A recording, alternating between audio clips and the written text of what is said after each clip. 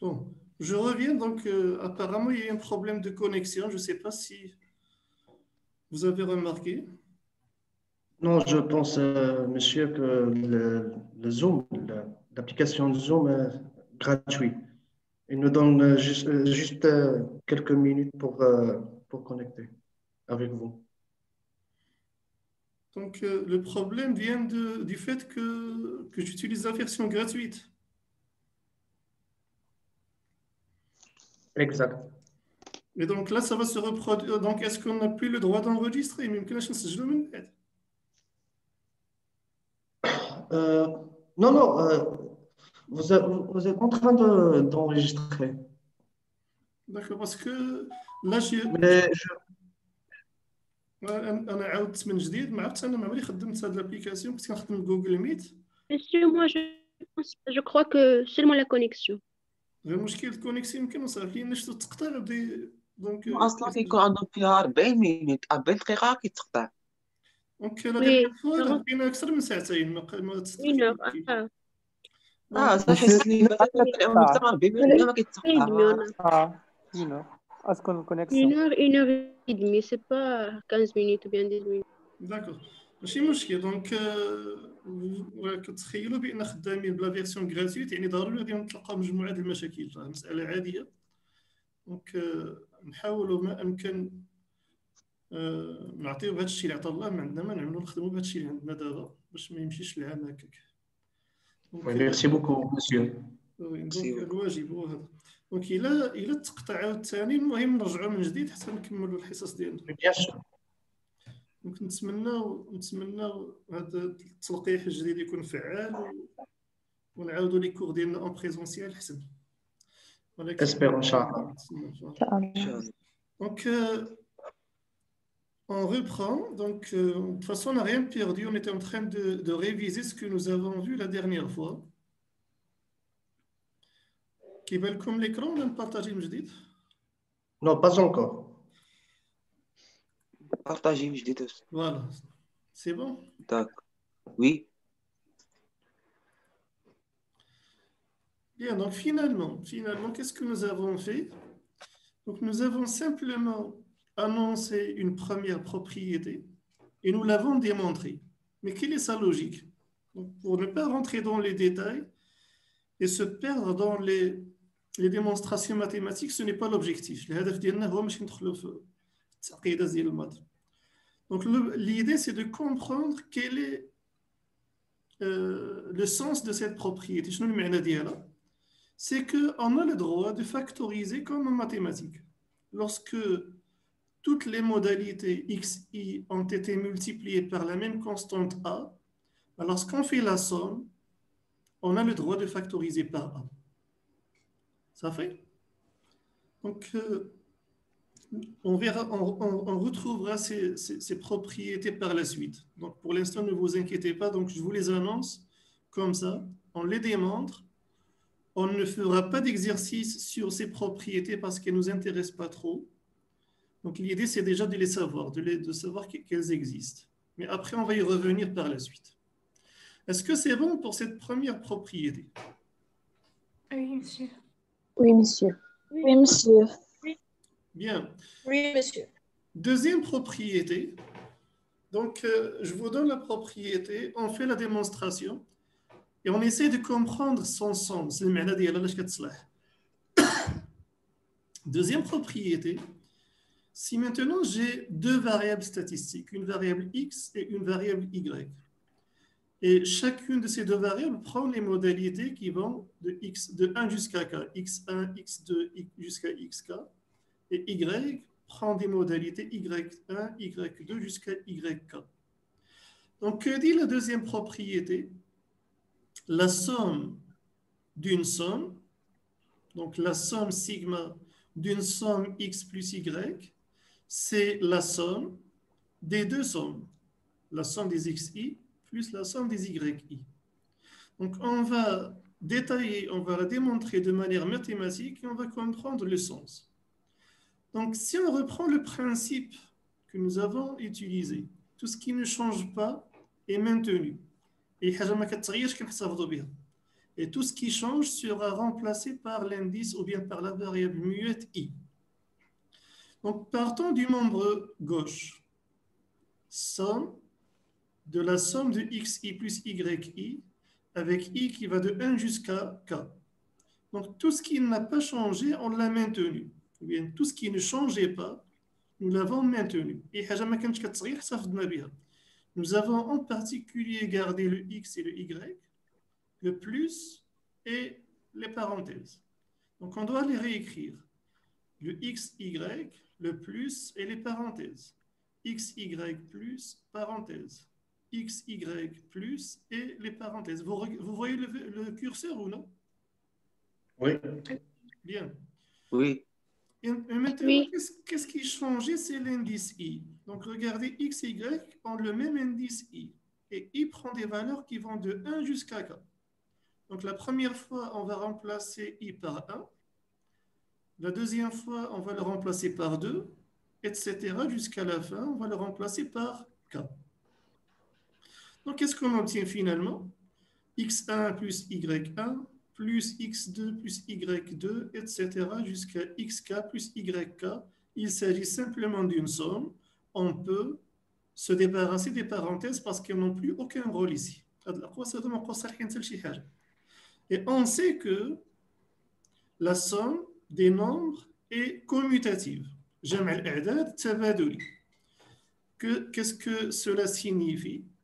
Ça veut dire qu'on a le droit de déplacer les nombres, de changer leur place, sans changer le les places. résultat final. La dernière fois, nous avons pris l'exemple 3 plus 2, c'est la même chose que 2. Le résultat est toujours le même, 5. Donc, on appelle ceci la commutativité de l'addition. تبادلية الجمع. Et donc, en vertu de cette commutativité, on peut déplacer les x et les mettre d'un côté, on peut déplacer les y et les mettre à part de l'autre côté. Donc, qu'est-ce qu'on a? x1 plus x2 plus jusqu'à xk. Nous avons regroupé les x, plus de l'autre côté, on va regrouper les y. y1 plus y2 jusqu'à yk. En procédant de la sorte, donc on peut, donc là j'ai mis entre parenthèses pour montrer qu'on a regroupé les x ensemble et on a regroupé les y ensemble. x1 plus x2 jusqu'à xk, c'est ce que nous avons noté précédemment, somme des xi avec i qui va de 1 jusqu'à k. Et la même chose pour y, y1 plus y2 jusqu'à yk, c'est la somme des yi avec i qui va de 1 jusqu'à k. Bien sûr, n'oubliez pas la somme intermédiaire. Le résultat final, c'est, donc ici, la première partie, c'est la somme des xi plus la somme des yi. Donc, on vient de démontrer la deuxième propriété, mais intuitivement, logiquement, qu'est-ce que cela signifie? Je vous ai donné la dernière fois l'exemple du nombre d'étudiants, par exemple, dans mes deux groupes B et D. Je veux compter le nombre d'étudiants que j'ai dans mes groupes. On peut le faire de deux manières. Je peux, par exemple, commencer par compter le nombre de garçons d'un côté, les X, puis je compte le nombre de filles de l'autre côté, et après je fais la somme des garçons et des filles. Ou bien, je peux directement commencer à compter sans faire de distinction de sexe. D'accord? C'est ça en fait la signification de cette deuxième propriété. Pourquoi je vous la présente? Parce que certainement et sûrement, elle va nous servir dans les formules statistiques que nous allons voir. D'accord? D'accord. On peut appliquer ça sur, par exemple, le chiffre d'affaires d'une entreprise. Une société, par exemple, produit deux biens, deux produits, le produit X et le produit Y. Et donc, en vendant le produit X, elle a réalisé un certain chiffre d'affaires, le premier mois, le deuxième mois, le troisième mois. Et en vendant le deuxième produit Y, elle a réalisé un chiffre d'affaires le premier mois, le deuxième mois, etc. Et donc, pour trouver le chiffre d'affaires de l'entreprise au bout d'une année, on peut calculer la somme du chiffre d'affaires réalisé grâce au produit X pendant les 12 mois, plus le chiffre d'affaires réalisé grâce au produit Y pendant les 12 mois de l'année, et on fait la somme pour obtenir le chiffre d'affaires total de l'entreprise. Ceci est une application parmi d'autres. Est-ce que c'est clair pour cette deuxième propriété? Oui, Oui, monsieur. Oui, monsieur. Bien clair, c'est bien clair. Troisième propriété, donc je vais d'abord vous l'annoncer, vous la lire, et on va la démontrer, ou bien avant de la démontrer, je vous donne d'abord l'intuition de cette formule, après on va la démontrer mathématiquement. Que dit cette troisième propriété?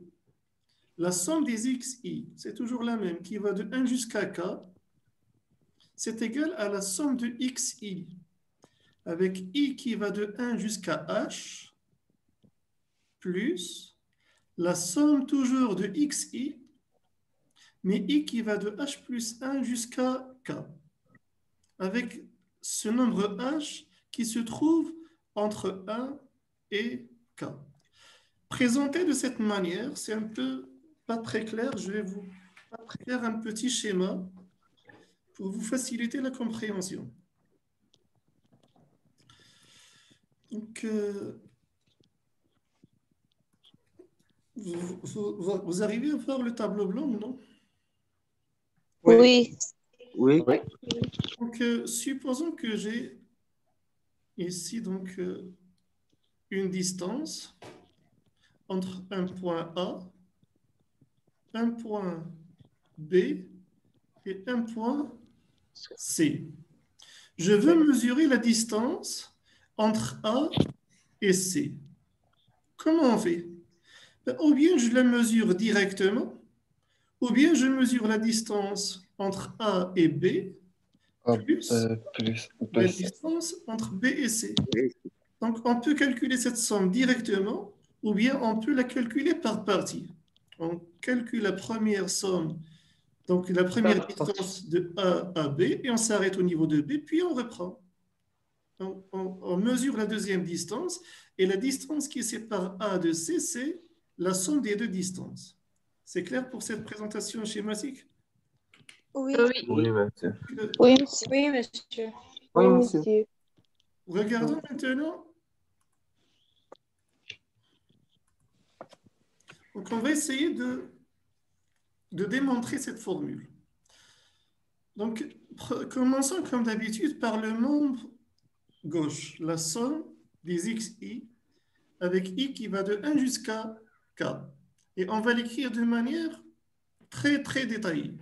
Donc, la somme des xi avec i qui va de 1 jusqu'à k, c'est égal à x1 plus x2 plus jusqu'à xk. Et avant d'arriver à xk, on est passé par une certaine valeur xh. Par exemple, si k est égal à 20, donc x1 plus x2 plus jusqu'à x10, et ainsi de suite jusqu'à x20. C'est bon?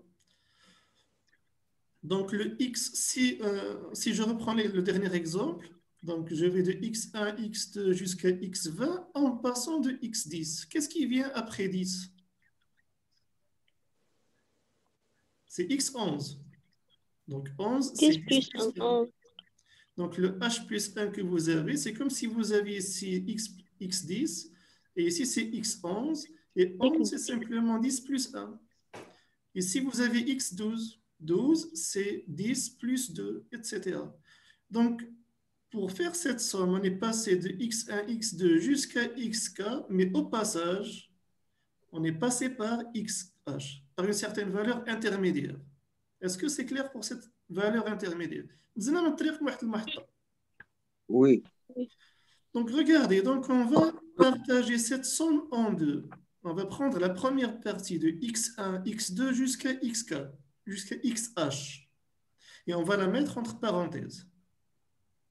Plus la deuxième partie, xh plus 1, xh plus 2 jusqu'à xk, xh plus 1, xh plus 2 jusqu'à xk, et on va l'isoler entre parenthèses. comment on peut réécrire la première somme? x1 plus x2 plus jusqu'à xh. En utilisant l'opérateur sigma, on écrit, donc tout ce qui ne change pas, on le maintient, x ne change pas, on le maintient. Et qu'est-ce qui change? C'est l'indice. Mais attention, l'indice, cette fois-ci, il va de 1, 2 jusqu'à H. h. Et donc, on peut écrire la somme des xi avec i qui va de 1 jusqu'à h. Parfait? Plus la deuxième somme. Donc, le même principe. Tout ce qui ne change pas, on le maintient. Donc, x, donc on maintient x. Et qu'est-ce qui change? C'est l'indice h plus 1, h plus 2 jusqu'à k. On va le remplacer par une variable muette i. Et i, elle prend ses valeurs de h plus 1 jusqu'à k. Est-ce que cette décomposition est claire pour tout le monde? Oui, monsieur. Oui, monsieur. Oui, monsieur. Finalement, donc la première partie, on va écrire somme des xi avec i qui va de 1 jusqu'à h, sans oublier la somme intermédiaire, la somme des xi. Et cette fois-ci, i, il reprend, il part de h plus 1 jusqu'à k. On retrouve donc l'idée d'une mesure de distance entre un point A et un point C. Donc, on peut le faire directement, on peut mesurer cette distance directement, ou bien on peut mesurer la distance entre A et B, donc ça correspond à notre première somme, plus la deuxième distance entre B et C. Donc, le résultat final, la somme des xi avec i qui va de 1 jusqu'à k, on peut la fractionner. On peut calculer la somme des xi, une première partie qui va de 1 jusqu'à h, plus une deuxième partie qui va de h plus 1 jusqu'à k. C'est bon? Oui, monsieur. Bien compris. Et bien sûr, Oui, monsieur. oui, monsieur. On a divisé cette somme en deux groupes. On peut le faire, on peut généraliser ce résultat et on peut faire diviser en 3, 4, 5 et n'importe quel nombre de groupes. C'est bon? Donc là, je reviens à cette écriture. Lorsque je vous ai énoncé la troisième propriété, qu'est-ce qu'on a dit? La somme des xi avec i qui va de 1 jusqu'à k, c'est la somme des xi avec i qui va de 1 jusqu'à h, plus la somme des xi avec i qui va de h plus 1 jusqu'à k. Donc là, je vous ai dit, il existe une certaine valeur de a non nulle qui est comprise entre 1 et k, qui est strictement, en fait, ça c'est une condition que j'ai ajoutée parce que pour aller du point A vers le point C, on est obligé de passer par le point B. Donc il faut que le point B soit situé entre A et C. Donc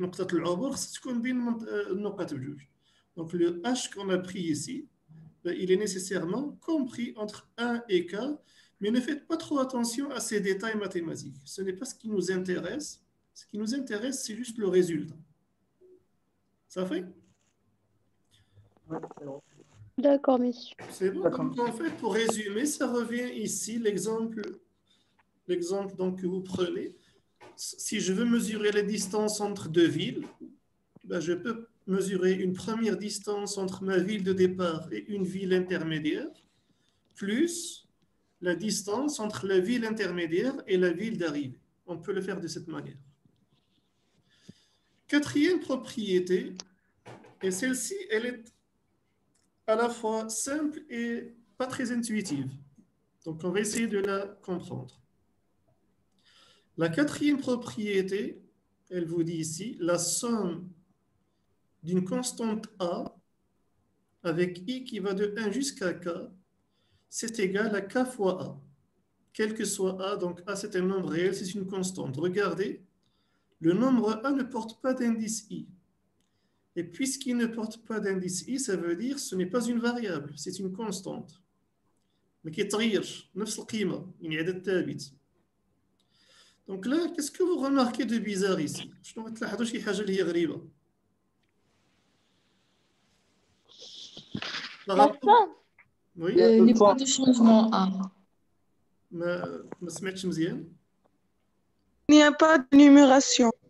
Il n'y a pas Ouais. d'indice. Donc le A, donc même si on Il fait la n'y a pas somme, déjà. on fait la somme sur I, mais on ne voit aucun I dans cette expression. Est-ce que c'est correct? C'est tout à fait correct. Donc en fait, on va essayer donc je vais vous montrer ceci sur le tableau blanc.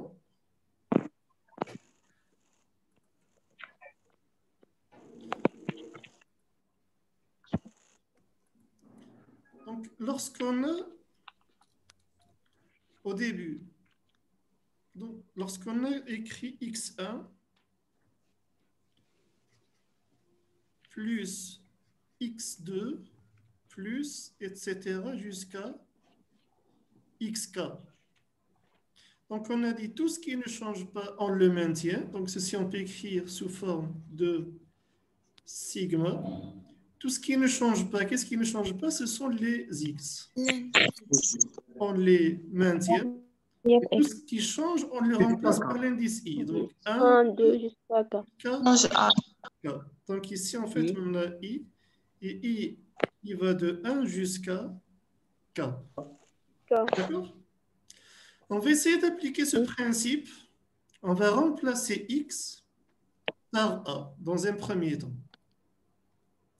On va écrire a1 plus a2 plus jusqu'à ak. Donc, comment on peut réécrire cette somme comme on vient de voir? Donc, on peut écrire, ça c'est la somme. La somme. C'est la même écriture. Voilà. A. Ce qui ne change pas, on le maintient. Donc, A ne change pas, on le maintient. Mais qu'est-ce qui change? L'indice 1, 2, jusqu'à L'indice. 4. L'indice. Et I On ajoute va de 1 jusqu'à Jusqu'à K. K. Et 4. Jusqu'à K. Maintenant, ce qu'on va faire, dans cette même écriture, on va effacer les indices pour A. Et puisqu'on les a effacés dans la première partie, donc on doit l'effacer dans la deuxième. Deuxième. Ça fait. Et donc, cette somme, donc A plus, on avait combien de fois A ici? K fois. K fois. 4 fois. Donc, ceci fois. est égal K fois. K fois A. Pourquoi? Parce que j'ai A une première fois, A une deuxième fois, Répétez etc. jusqu'à A plusieurs fois. une kème fois. Donc, c'est égal à A plus A plus A, c'est égal à K fois A.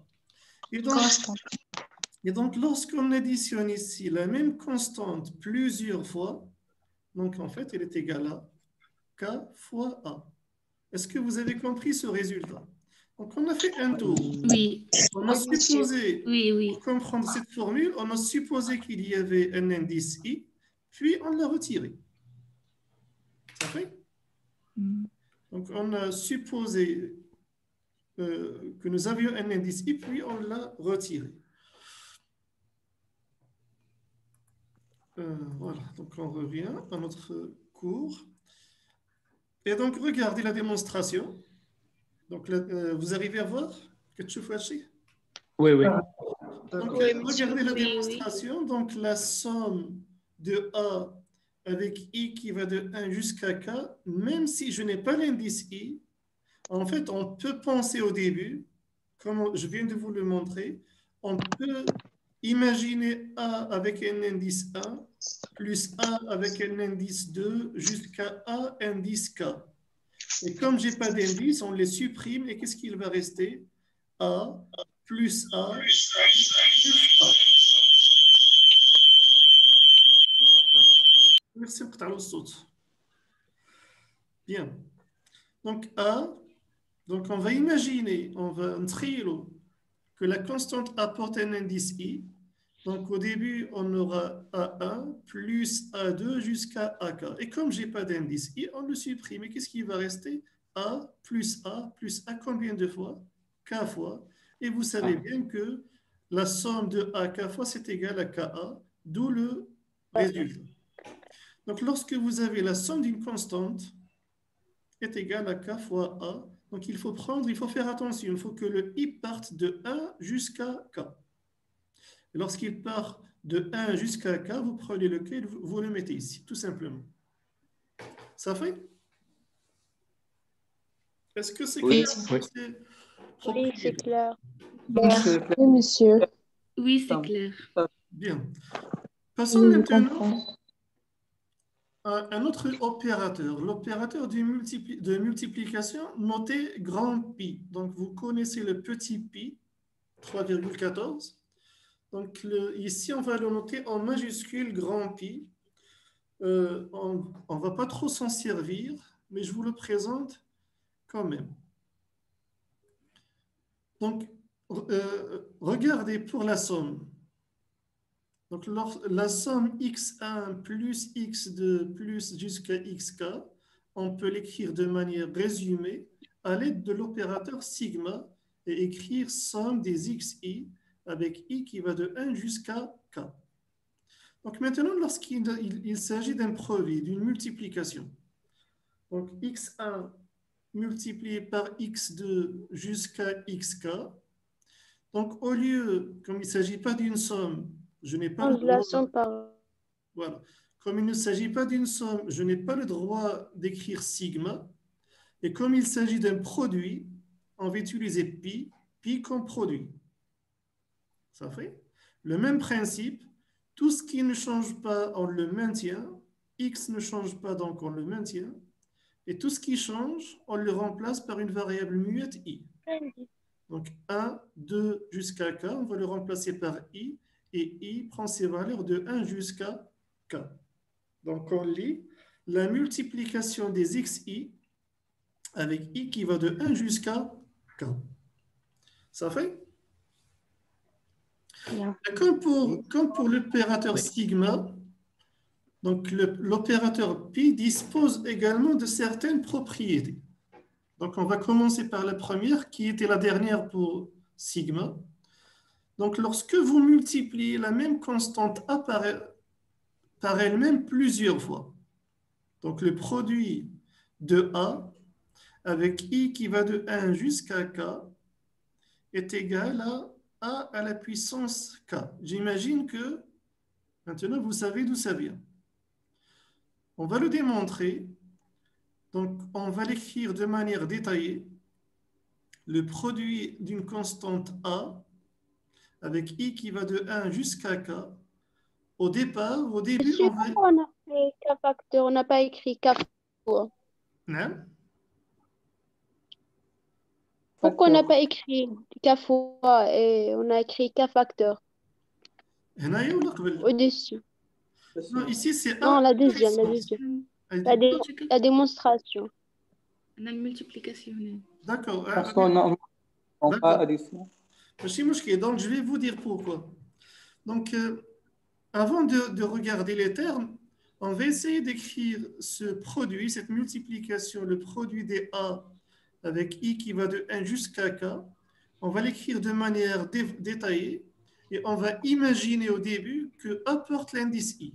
On va imaginer que j'ai AI.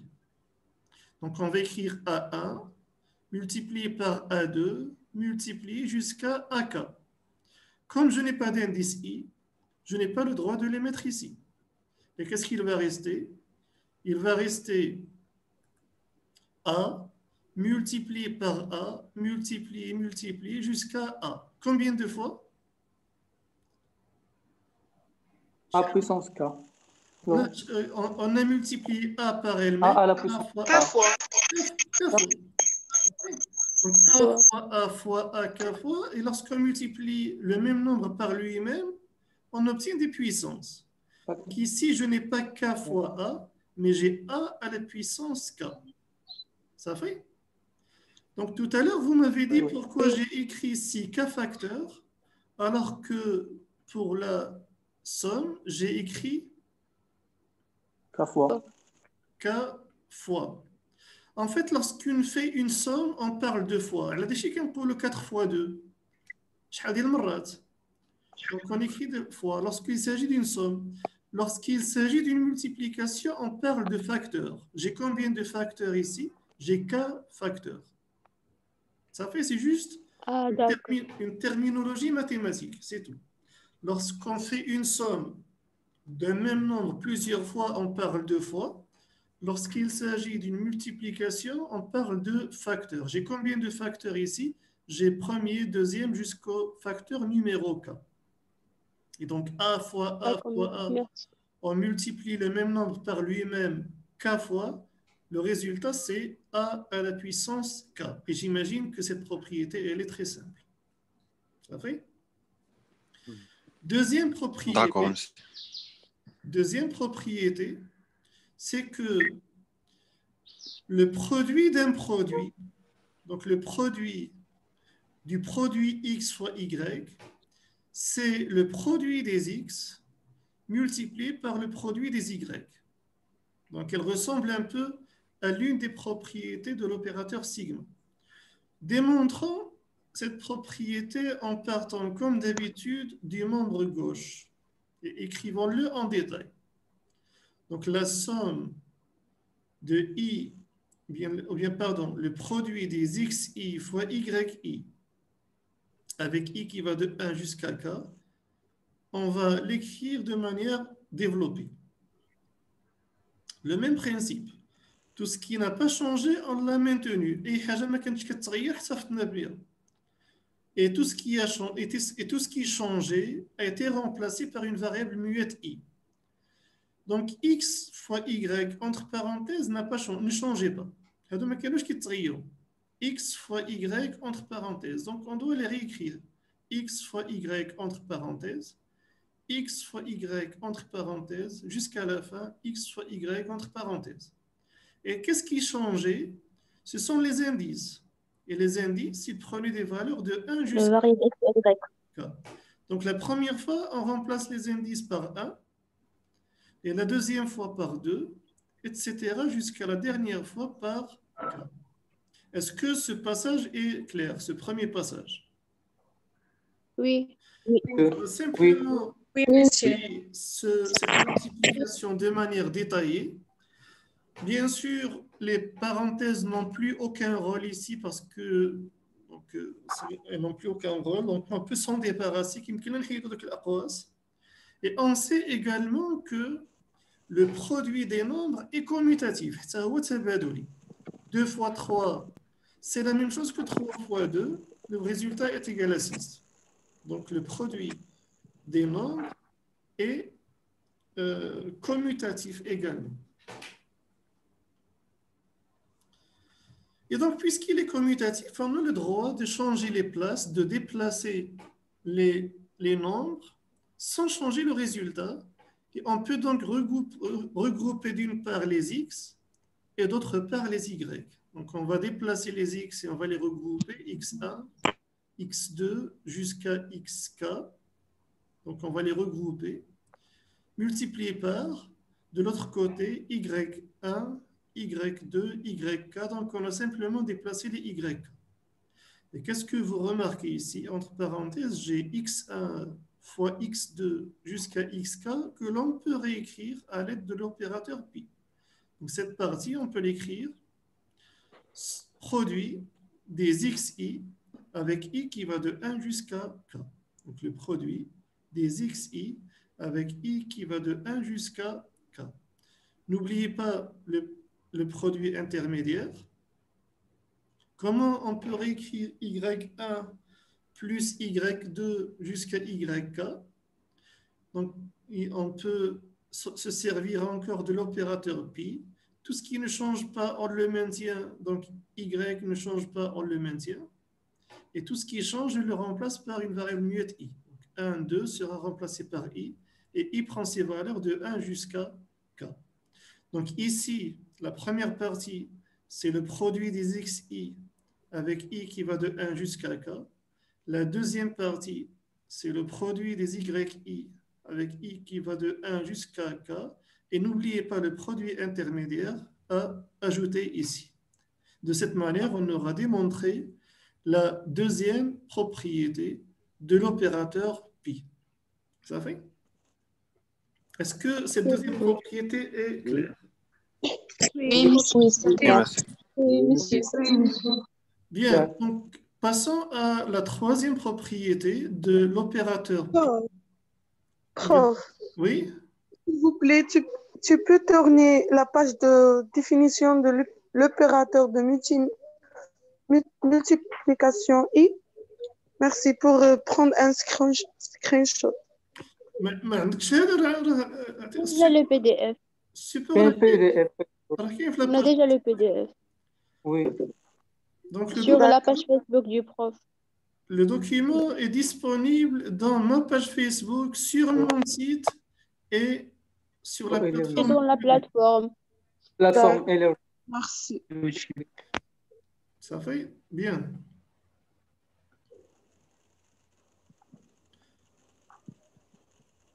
On était arrivé donc à quelle propriété? Donc on vient de démontrer la deuxième propriété. Donc elle ressemble un peu à la propriété de sigma dans laquelle nous avons regroupé les garçons d'un côté et les filles de l'autre côté et après on a fait la somme des deux. Donc ce sont équivalents. Maintenant, troisième propriété, elle ressemble à celle des distances. Pour aller du point A jusqu'au point C, on passe par le point B.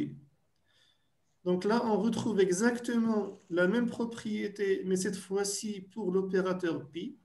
Donc le produit des xi avec i qui va de 1 jusqu'à k, c'est le produit des xi avec i qui va de 1 jusqu'à h, multiplié par le produit des xi avec i qui va de h plus 1 jusqu'à k. Donc pour comprendre cette propriété, on va la démontrer. Donc on va partir du membre gauche, comme d'habitude. On va l'écrire de manière très détaillée.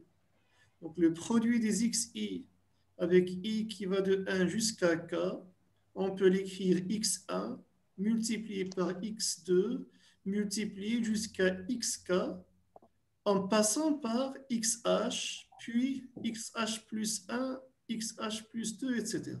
Ça fait? On a simplement écrit ce produit de manière très détaillée en montrant que on est parti de x1 jusqu'à xk en passant par xh. On peut donc regrouper la première partie, x1 jusqu'à xh, on peut les regrouper ensemble et les désigner par les noter à l'aide d'un opérateur pi. x1 multiplié par x2 jusqu'à xh, on peut le noter pi, le produit des xi, avec i qui va de 1 jusqu'à h.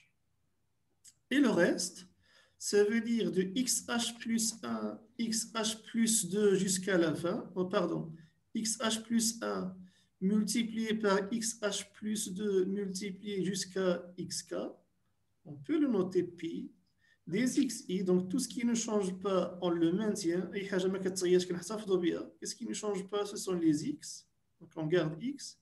Et qu'est-ce qui change? C'est l'indice. Au début, il prend la valeur h plus 1, donc il part de h plus 1, et il va jusqu'à k. Et donc finalement, le produit des xi avec i qui va de 1 jusqu'à k, on peut l'écrire, le produit des xi, i qui va de 1 jusqu'à h, puis on reprend de h plus 1 jusqu'à k.